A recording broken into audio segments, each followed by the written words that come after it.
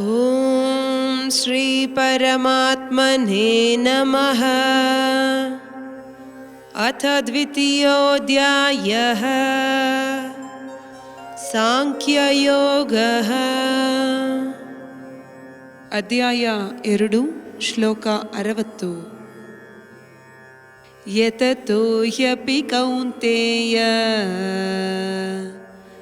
ಪುರುಷಸ್ಯ ವಿಪಶ್ಚಿತಃ ಇಂದ್ರಿಯಾಣಿ ಪ್ರಮಾತೀನಿ ಹರಂತಿ ಪ್ರಸಭಂ ಮನಃ. ಶ್ಲೋಕನ ಅರ್ಥ: ಓ ಅರ್ಜುನ, ನಿಜದೋ ಐಂಬುಲನೆಂಬುದು ಅಪ್ಪರ ಒಲಿಮೆಯಾದದು, ಅಪ್ಪರ ಕೊಂದಳಿಪಾದದು. ಒಂದು ಮನುಷ್ಯ ತನ್ನ ಪಗುತರಿವ ಬಿದ್ದು ಕಟ್ಟುಪಡ್ತೀನೇ ಎಂದು ಪಾಡುಪಟ್ಲೆಯು ಅಮ್ಮನ ಮನಸ್ಸಾದದು ಒರುಪ್ಪಿ ಇಗುತುಪ್ರ.